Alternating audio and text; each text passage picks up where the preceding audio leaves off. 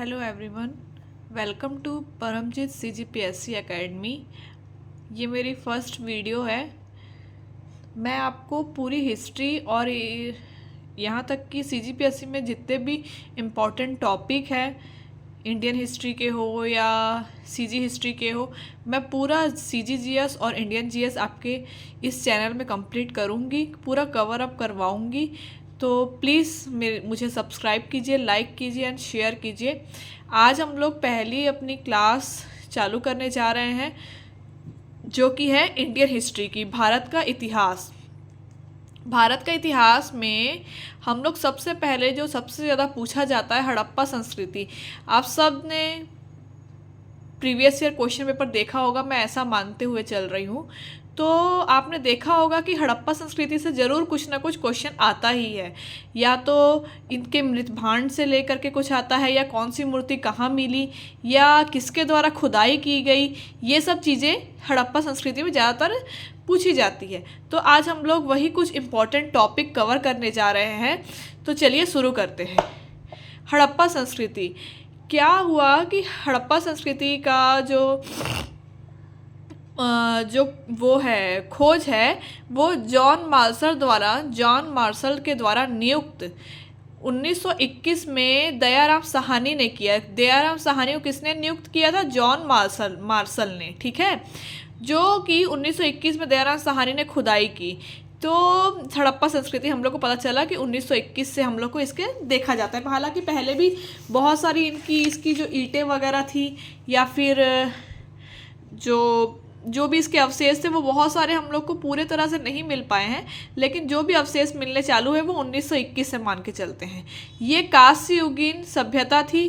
First time कांसे का उपयोग यहाँ पे किया गया था। इसका विस्तार कहाँ कहाँ पे था? भारत, पाकिस्तान और अफगानिस्तान में। अगर इसका भौगोलिक विस्तार देखते हैं हम लोग, तो भौगोलिक विस्तार देखेंगे तो उत्तर में ये मांडा, जम्मू के तक फैला हुआ है, और दक्षिण में ये महाराष्ट्र तक है।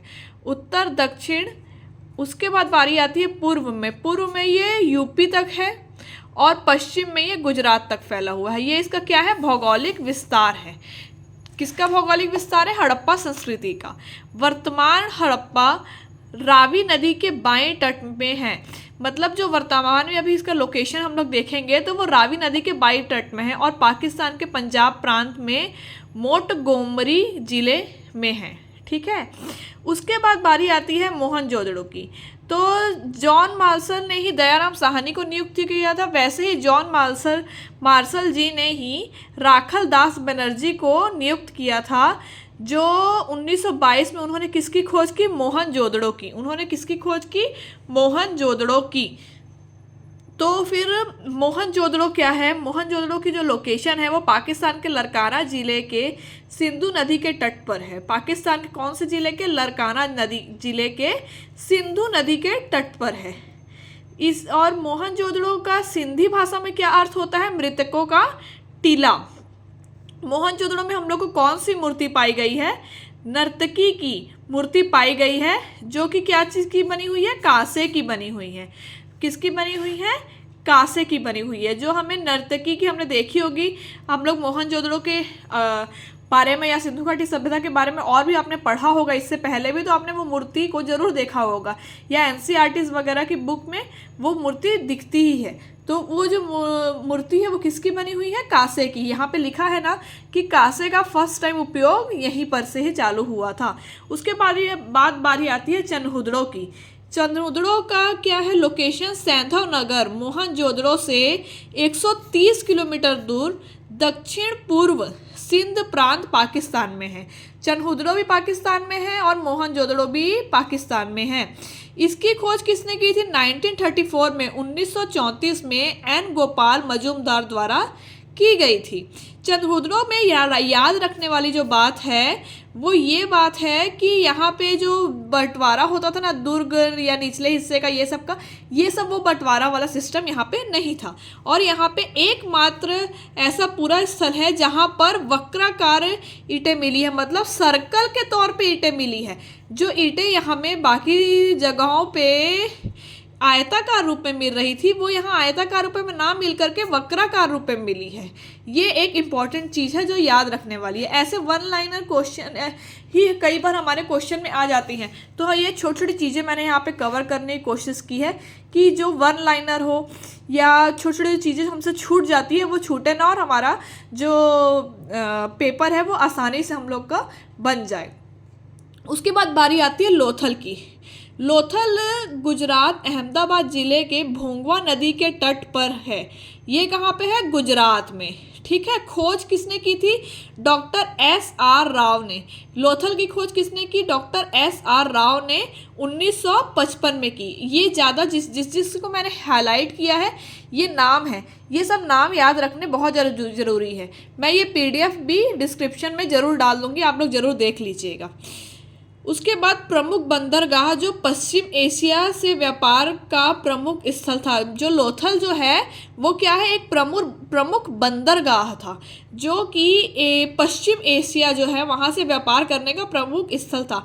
अब देखा जाए तो हड़प्पा के लोग यहाँ से व्यापार करना भी चालू कर दिए थे समुद्र तट से। ठीक है। पूरे नगर को एक ही दुर्ग में रखा गया था।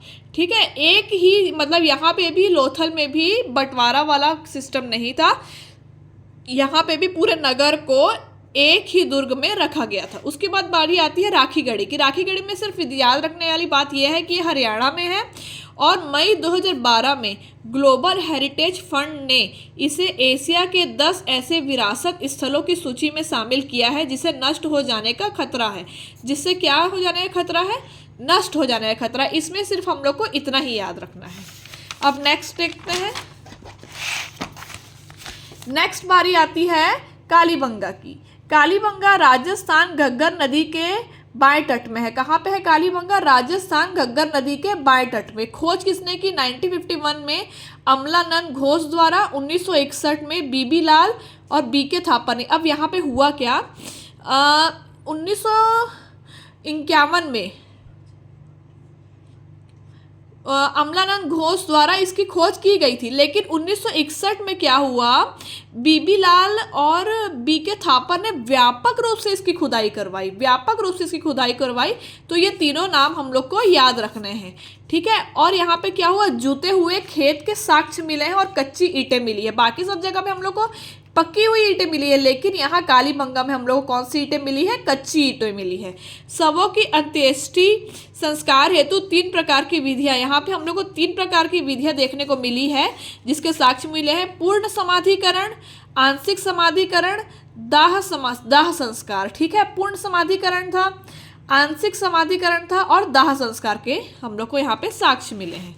उसके बाद बनावली हरियाणा में। कहाँ पे है? बनावली हरियाणा में। लोकेशन भी आप याद रखते जाइएगा क्योंकि कई बार इससे भी क्वेश्चन पूछ लिए जाते हैं। खोज किसने की? R.S. बिष्ट ने। यहाँ पे इंपॉर्टेंट याद रखने वाली बातें ये हैं कि जल निकाय प्रणाली का यहाँ पे क्या था? अभाव था। बनावली में जल निकाय प्रणाली का क्या है? अभाव है। और मिट्टी का बना हुआ हल मिला है यहाँ पे। बनावली में एक और चीज़ याद रखने लायक जो है, यहाँ पे मिट्टी का बना हुआ हमें क्या मिला है? हल मिला है। और अधिक मात्रा में जौ प्राप्त हुआ है। अधिक मात्रा में हमें क्या प्राप्त हुआ है? जौ प्राप्त हुआ है। ठीक है। अब आगे हम लोग चलते हैं धौलावीरा। धौलावीरा कहाँ पे है? गुजरात में स्थित है। अब इसकी खोज 1967 में JP जोशी ने की। JP जोशी ने इसकी खोज की। जल संरक्षण की अब इसमें इंपॉर्टेंट बात यह है कि जल संरक्षण की तकनीक से परिचित थे। कैसे जल को स्टोर करना है ताकि गर्मी में अगर कुछ हम लोग को जल की ज़रूरत भी पड़े तो हम लोग उसको फिर से रीयूज़ कर सके, वो वहाँ पे तकनीक हम लोग को देखने को मिलती है। नगर के 3 भाग थे, दुर्गा भाग, मध्यम नगर और निचला नगर। यहाँ पे नगर के कितने भाग हो गए? 3 भाग हो गए थे। ठीक है। अब इसके बाद हम लोग देखते हैं कि धौलावीरा में एक और चीज़ बहुत इंपॉर्टेंट है कि यहाँ पर एकमात्र स्टेडियम मिला है। एकमात्र क्या मिला है? स्टेडियम मिला है। इससे पहले हम लोग को स्टेडियम कहीं पे भी नहीं मिला था, धौलावीरा में पहला स्टेडियम मिला है। अब हम लोग देखते हैं कि हड़प्पा संस्कृति की सामाजिक जीवन कैसा था। तो यहाँ तक हमने ये जो इम्पोर्टेंट चीज़ें थी, बाकी कहाँ कहाँ पे क्या साक्ष्य मिले क्या मिले वो सब मैंने आपको बता दिया है। इससे ज़्यादा और नहीं पूछा जाता है। और भी आप देखना चाहते हो तो आप एनसीईआरटी की बुक को भी एक बार खोल करके देख सकते हैं। सामाजिक जीवन देखना चाहे तो मात्र सत्तात्मक समाज था। धौला ये हड़प्पा सभ्यता एक मात्र सत्तात्मक समाज था। मात्र देवी की पूजा यहाँ पे की जाती थी। आवासों की संरचना समाज की आर्थिक विषमता को दर्शाता था। आवास की संरचना, किसी का आवास हो कैसा है, छोटा है बड़ा, ये मतलब उससे पता चल जाता था कि हाँ आर्थिक विषमता यहाँ पे थी। उसके बाद में साज सज्जा पे ध्यान, स्त्री और पुरुष दोनों आभूषण पहनते थे। यहाँ के लोग साज सज्जा में भी अपने आप को सजाने में भी बहुत ज़्यादा ध्यान रखते थे। और स्त्री और पुरुष दोनों क्या है वो है आभूषण है ये पहनते थे। चनहुदड़ों में लिपस्टिक के भी साक्ष्य मिले हैं। एक और इम्पॉर्टेंट चीज़ यहाँ पे है कि चनहुदड़ों में लिपस्टिक के भी साक्ष्य मिले हैं। सूती और ऊनी दोनों वस्त्र धारण करते थे। यहाँ के लोग सूती और ऊनी दोनों वस्त्र धारण करते थे। और ये शाकाहारी और मांसाहारी दोनों थे। मनोरंजन के लिए इन लोग चौपड़ और पासा खेलते थे। यहाँ पे मनोरंजन भी होता था। देखा जाए तो इन्होंने अपने आप को काफ़ी ज़्यादा विकसित कर चुके थे, ये बहुत ज़्यादा विकसित हो चुके थे। उसके बाद अब बारी आती है गणित, धातु निर्माण, माप तौल प्रणाली, ग्रह नक्षत्र, मौसम विज्ञान की इन लोग को जानकारी हो चुकी थी। देखा जाए तो बहुत आगे ये सभ्यता बढ़ चुकी थी उस टाइम ही। अब इसका आर्थिक जीवन देखा जाए तो आर्थिक जीवन क्या था? कृषि हेतु पत्थर एवं कांसे के औजारों का उपयोग करते थे। कृषि के लिए इन लोग क्या पत्थर और कांसे के औजार का उपयोग करते थे। लकड़ी के हल का प्रयोग करते थे। उस टाइम ये लोग लकड़ी के हल का प्रयोग करते थे। और कृषि पदार्थों की आपूर्ति ग्रामीण क्षेत्रों से थी, इसलिए अन्नागार नदियों के किनारे पाए गए थे। बहुत सारे अन्नागार कहाँ पे हम लोग को पाए गए हैं? नदियों के किनारे पाए गए हैं। व्यापार एवं परिवहन हेतु पशुपालन, गुजरात के निवासी हाथी पालते थे। तो व्यापार एवं परिवहन के लिए पशुपालन भी यहाँ पे देखने को मिलता था। और जो गुजरात के रहने वाले लोग थे वो हाथी ज़्यादातर पालते थे। धार्मिक जीवन, इन लोग का जो धार्मिक जीवन था वो ऐसा था कि ईश्वर की पूजा मानव, वृक्ष, पशु तीनों रूपों में होती थी। तीनों रूप में इन लोग ईश्वर की पूजा करते थे। उसके बाद में भूत प्रेत, मंत्र तंत्र का विश्वास, ताबीज, इन लोग ये सब में भी विश्वास करने लग गए थे कि हाँ भूत प्रेत भी होते हैं, तंत्र मंत्र भी होते हैं, और ताबीज वगैरह भी इन लोग कई जगह से इन लोग के साक्ष्य मिले हैं, ताबीज वगैरह मिले हैं। बलि प्रथा का अनुमान लगाया जाता है कि यहाँ बलि प्रथा भी होती थी। मातृ देवी, रुद्र देवता, पशुपतिनाथ और लिंग योनि की पूजा करते थे। और यहाँ पे अग्नि स्वास्तिक पूजा भी देखी गई है। अब हम लोग यहाँ पे देखें हिंदू में जो ऐसे स्वास्तिक बनाया जाता है वो यहीं से ही चालू हुआ है। यहाँ पर ही पहली बार स्वास्तिक को देखा गया था। इनके ही हड़प्पा सभ्यता में ही पहली बार स्वास्तिक देखा गया था, जो आज हम लोग आगे चल के आज उसकी पूजा करते हैं या फिर हिंदू में कोई भी शुभ काम में उसे बनाया जाता है। और पुनर्जन्म पर विश्वास रखते थे ये लोग। और मूर्ति पूजा यहाँ से ही आरंभ हुई है। तो ये था हड़प्पा सभ्यता के बारे में जो मैंने इस छोटी सी वीडियो में आपको कवर करने की कोशिश की है। कुछ भी डाउट होंगे तो आप ज़रूर मुझे कमेंट कीजिएगा और प्लीज़ इस चैनल से जुड़िए। मैं यहाँ पे पूरा आपको CGPSC के लिए जो जो इम्पोर्टेंट टॉपिक है वो सब टॉपिक कंप्लीट करवाऊँगी और 2026-27 को मैं टारगेट लेके चल रही हूँ। Thank you so much.